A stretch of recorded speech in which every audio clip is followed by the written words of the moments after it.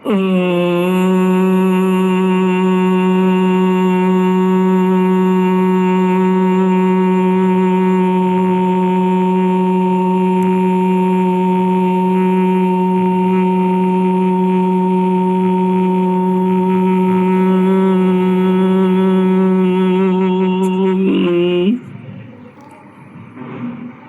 गुरुचरण कमलेभ्यो नमः।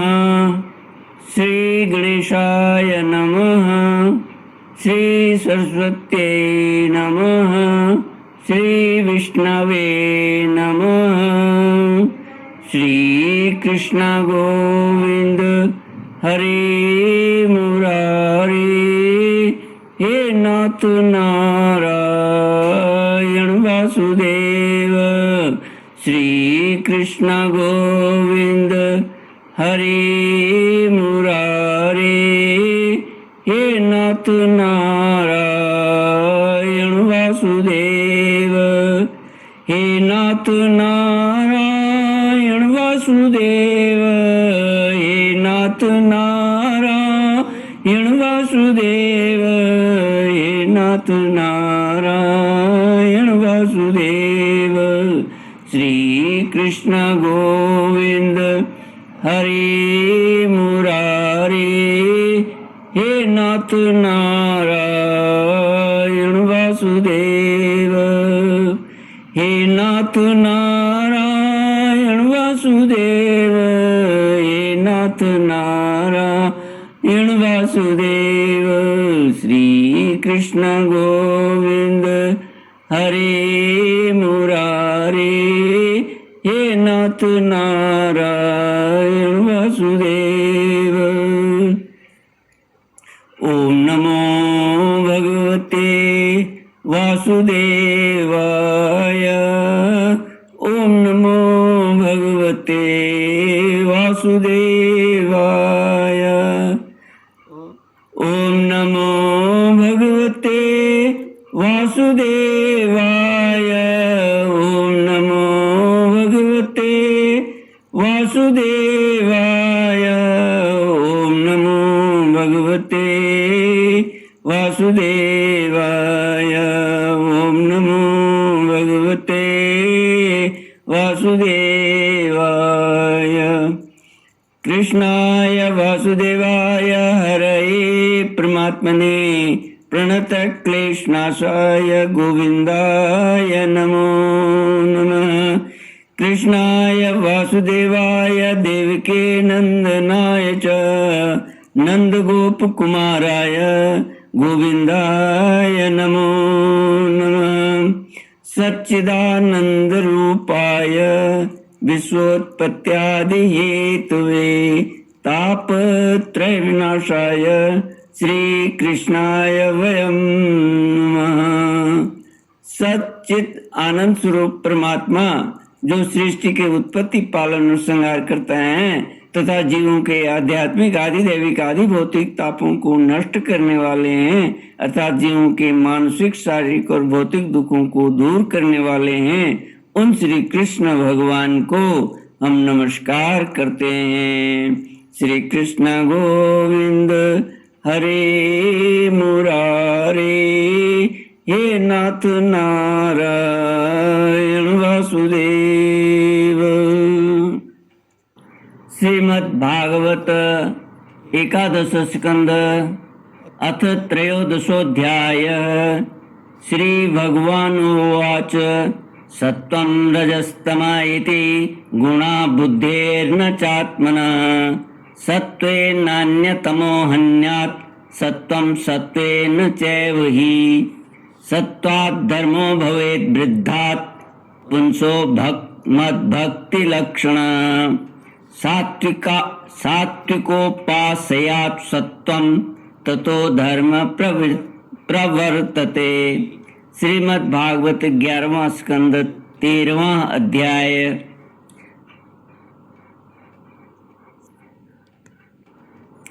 हंस रूप से सनकादिकों को दी हुई उपदेश का वर्णन। भगवान श्री कृष्ण कहते हैं, प्रिय उद्धव, सत्व रज और तम ये तीनों बुद्धि प्रकृति के गुण हैं। आत्मा के नहीं, सत्व के द्वारा रज और तम इन दो गुणों पर विजय प्राप्त कर लेनी चाहिए। तदनंतर सत्व गुण की शांत वृत्ति के द्वारा उसकी दया आदि वृत्तियों को भी शांत कर देना चाहिए। जब सत्व गुण की वृद्धि होती है तभी जीव को मेरी भक्ति रूप स्वधर्म की प्राप्ति होती है। निरंतर सात्विक वस्तुओं का सेवन करने से ही सत्व गुण की वृद्धि होती है। अतः जब और तब मेरी भक्ति रूप स्वधर्म में प्रवृत्त होने लगती है। जिस धर्म के पालन से सत्वगुण की वृद्धि हो वही सबसे श्रेष्ठ है। वह धर्म रजोगुण और तमोगुण को नष्ट कर देता है। जब वे दोनों नष्ट हो जाते हैं तब उन्हीं के कारण होने वाला अधर्म भी शीघ्र ही मिट जाता है। शास्त्र, जल, प्रजाजन, देश, समय, कर्म, जन्म, ध्यान, मंत्र और संस्कार, ये 10 वस्तुएं यदि सात्विक हों तो सत्वगुण की राजसिक हों तो रजोगुण की और तामसिक हों तो तमोगुण की वृद्धि होती है। इनमें से शास्त्रज्ञ महात्मा जिनकी प्रशंसा करते हैं वे सात्विक हैं, जिनकी निंदा करते हैं वे तामसिक हैं और जिनकी उपेक्षा करते हैं वे वस्तुएं राजसिक हैं। जब तक अपने आत्मा का साक्षात्कार तथा मूल स्थूल सूक्ष्म शरीर और उनके कारण तीनों गुणों की निवृत्ति न हो तब तक मनुष्य को चाहिए कि सत्वगुण की वृद्धि के लिए सात्विक शास्त्र आदि का ही सेवन करे, क्योंकि उससे धर्म की वृद्धि होती है और धर्म की वृद्धि से अंतःकरण शुद्ध होकर आत्म तत्व का ज्ञान होता है। बांसों की रगड़ से आग पैदा होती है और वह उनके सारे बन को जलाकर शांत कर देती है। वैसे ही यह शरीर गुणों की वैषम्य से उत्पन्न हुआ है। विचार द्वारा मंथन करने पर इससे ज्ञानाग्नि प्रज्वलित होती है और वह समस्त शरीरों एवं गुणों को भस्म करके स्वयं भी शांत हो जाती है। उद्धव जी ने पूछा, भगवान, प्रायः सभी मनुष्य इस बात को जानते हैं कि विषय विपत्तियों के घर हैं, फिर भी वे कुत्ते, गधे और बकरे के समान दुख सहन करके भी उन्हीं को ही भोगते रहते हैं। इसका क्या कारण है?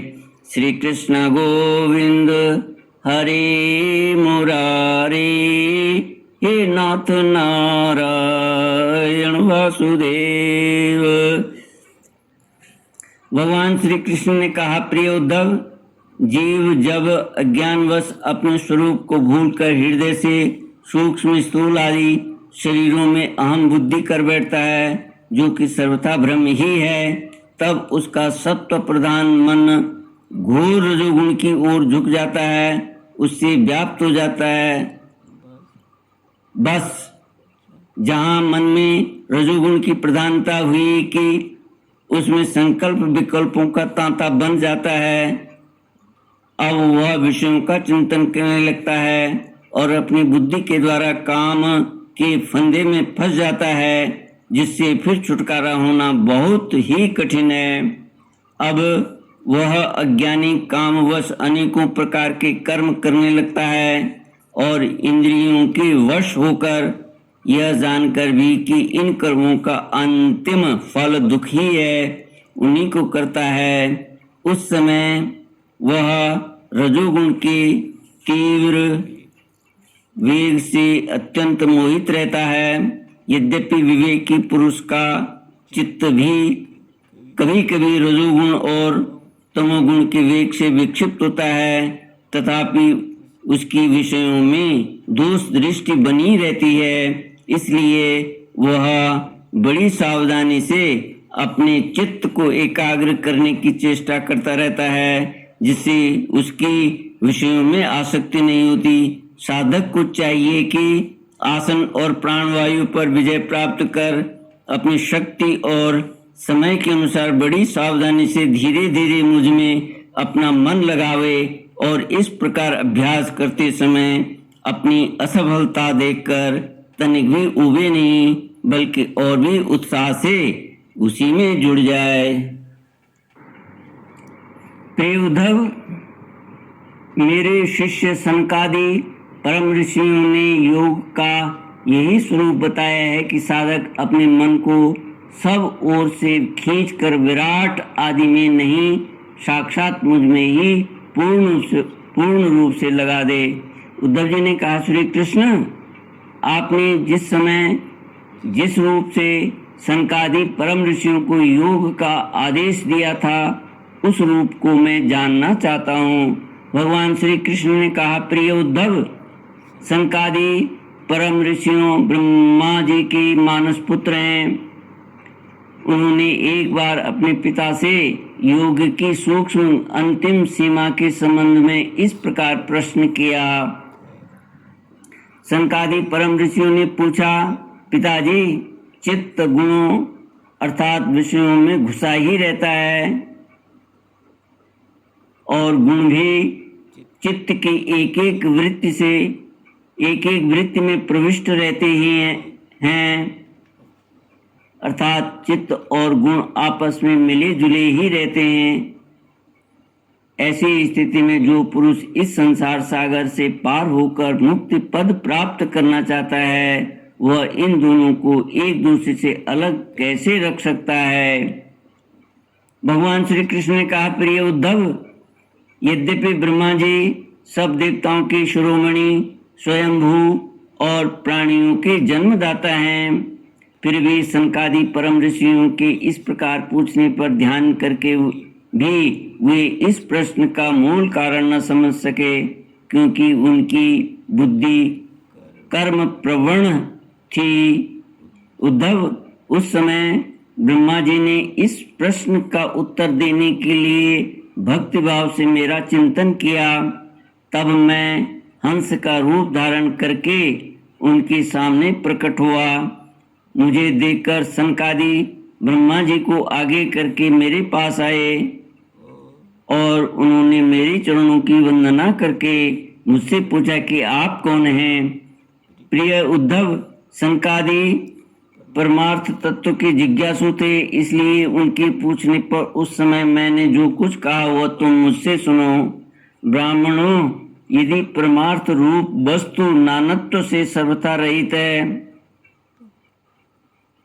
तब आत्मा के संबंध में आप लोगों का ऐसा प्रश्न कैसे युक्त संगत हो सकता है। अथवा मैं यदि उत्तर देने के लिए बोलूं तो भी किस जाति, गुण, क्रिया और संबंध आदि का आश्रय लेकर उत्तर दूं। देवता, मनुष्य, पशु, पक्षी आदि सभी शरीर पंचभूतात्मक होने के कारण अभिन्न ही हैं और परमार्थ रूप से भी अभिन्न हैं। ऐसी स्थिति में आप कौन हैं? आप लोगों का यह प्रश्न ही केवल वाणी का व्यवहार है, विचार पूर्वक नहीं, अतः निरर्थक है। मन से, वाणी से, दृष्टि से तथा अन्य इंद्रियों से भी जो कुछ ग्रहण किया जाता है वह सब मैं ही हूँ। मुझसे भिन्न और कुछ नहीं है। यह सिद्धांत आप लोग तत्व विचार के द्वारा समझ लीजिए। पुत्रों, यह चित्त चिंतन करते करते विषयाकार हो जाता है और विषय चित्त में प्रविष्ट हो जाते हैं, यह बात सत्य है। तथापि विषय और चित्त ये दोनों ही मेरे स्वरूप भूत जीव के देह हैं, उपाधि हैं, अर्थात आत्मा का चित्त और विषय के साथ कोई संबंध ही नहीं है। इसलिए बार बार विषयों का सेवन करते रहने से जो चित्त विषयों में आसक्त हो गया है और विषय भी चित्त में प्रविष्ट हो गए हैं, इन दोनों को अपने वास्तविक से अभिन्न मुझ परमात्मा का साक्षात्कार कर देना चाहिए। जागृत, स्वप्न और सुषुप्ति ये तीनों अवस्थाएं सत्वादि गुणों के अनुसार होती हैं और बुद्धि की वृत्तियां हैं, सच्चिदानंद स्वभाव नहीं। इन वृत्तियों का साक्षी होने के कारण जीव उनसे विलक्षण है। यह सिद्धांत श्रुति, युक्ति और अनुभूति से युक्त है, क्योंकि बुद्धि वृत्तियों के द्वारा होने वाला यह बंधन ही आत्मा में त्रिगुणमयी वृत्तियों का दान करता है। इसलिए तीनों अवस्थाओं से विलक्षण और उनमें अनुगत मुझ तुरीय तत्व में स्थित होकर सब बुद्धि के बंधन का परित्याग कर दे, तब विषय और चित्त दोनों का युगपत त्याग हो जाता है। यह बंधन अहंकार की ही रचना है और यही आत्मा के परिपूर्णतम सत्य अखंड ज्ञान और परमानंद स्वरूप को छिपा देता है। इस बात को जानकर विरक्त हो जाए और अपने तीन अवस्थाओं में अनुगत तुरीय स्वरूप में होकर संसार की चिंता को छोड़ दे। जब तक पुरुष की भिन्न भिन्न पदार्थों में सत्यत्व बुद्धि, अहम बुद्धि और मम बुद्धि युक्तियों के द्वारा निवृत्त हो जाती है, तब तक वह अज्ञानी यद्यपि जागता है तथापि सोता हुआ सा रहता है। जैसे स्वप्न अवस्था में जान पड़ता है कि मैं जाग रहा हूँ।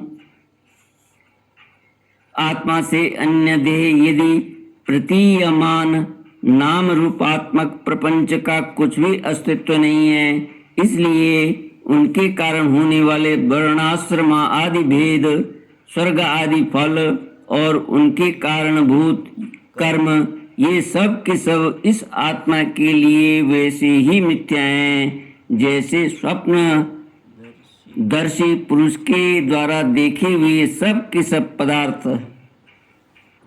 जो जागृत अवस्था में समस्त इंद्रियों के द्वारा बाहर देखने वाले संपूर्ण क्षण भंगुर पदार्थों को अनुभव करता है और स्वप्नावस्था में हृदय में ही जागृत में देखे हुए पदार्थों के समान ही वासना में विषयों का अनुभव करता है और सुषुप्ति अवस्था में उन सब विषयों को समेटकर उनके लय को भी अनुभव करता है, वह एक ही है। जागृत अवस्था के हृदय, जागृत अवस्था के इंद्रिय, स्वप्नावस्था के मन और सुषुप्ति की संस्कारवती बुद्धि का भी वही स्वामी है, क्योंकि वह त्रिगुणमयी तीनों अवस्थाओं का साक्षी है।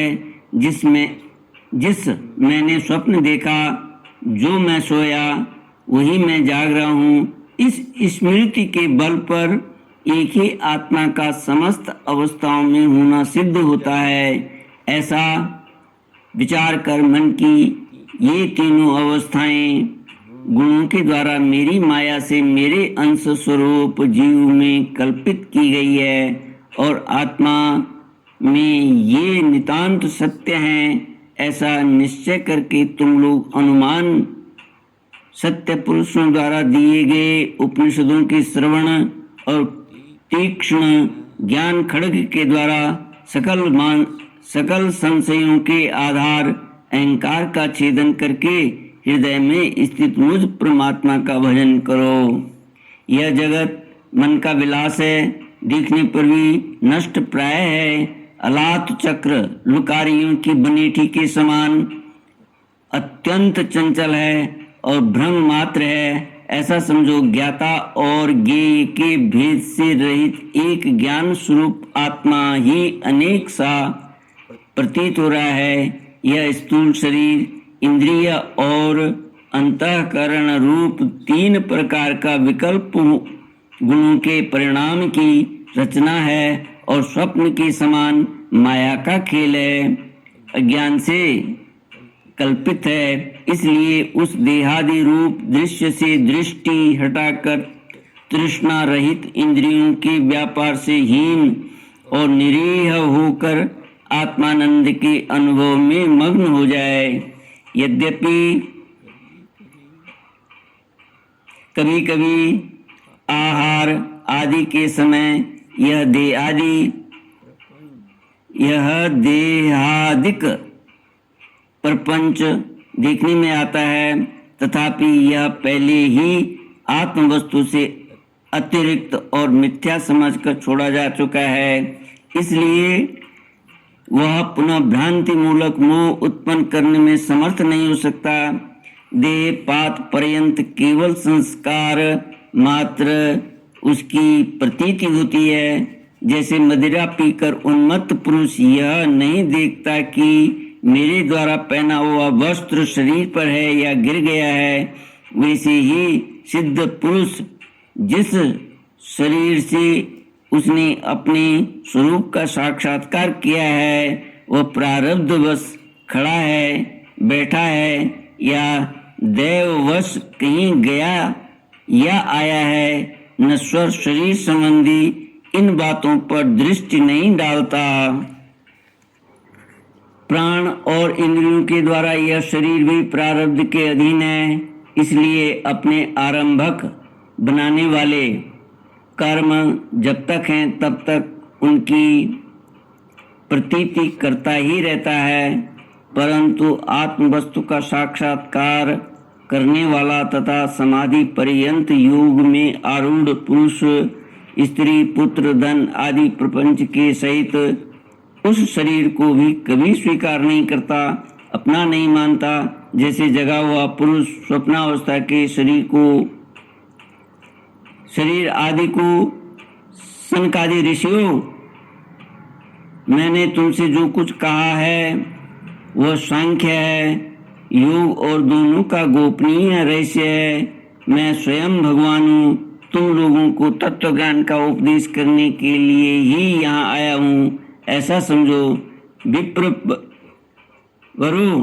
विप्रवरो मैं योग सांख्य सत्य ऋत मधुर भाषण तेज श्री कीर्ति और दम इंद्रिय निग्रह इन सब का परम गति परम अधिष्ठान हूँ। मैं समस्त गुणों से रहित हूँ और किसी की अपेक्षा नहीं रखता, फिर भी साम्य असंगता आदि सभी गुण मेरा ही सेवन करते हैं, मुझ में ही प्रतिष्ठित होते हैं, क्योंकि मैं सबका हितैषी सुहृद प्रियतम और आत्मा हूँ। सच पूछो तो उन्हें गुण कहना भी ठीक नहीं है, क्योंकि वे सत्वादि गुणों के परिणाम नहीं हैं और नित्य हैं। प्रिय उद्धव, इस प्रकार मैंने संकादि मुनियों के संशय मिटा दिए। उन्होंने परम भक्ति से मेरी पूजा की और स्तुतियों के द्वारा मेरी महिमा का गान किया। जब उन परम ऋषियों ने भली भांति मेरी पूजा और स्तुति कर ली, तब मैं ब्रह्मा जी के सामने ही अदृश्य होकर अपने धाम में लौट आया। श्री कृष्ण गोविंद हरि मुरारी, हे नाथ नारायण वासुदेव। इति श्रीमद्भागवते महापुराणे पारमहंस्यां संहितायां एकादश स्कन्धे त्रयोदशोऽध्यायः। ओम पूर्णमद पूर्णमिदं पूर्णात् पूर्णमुदच्यते पूर्णस्य पूर्णमादाय पूर्णमेवावशिष्यते। ओम शांति शांति शांति। हरि ओम श्री गुरुभ्यो नमः। हरि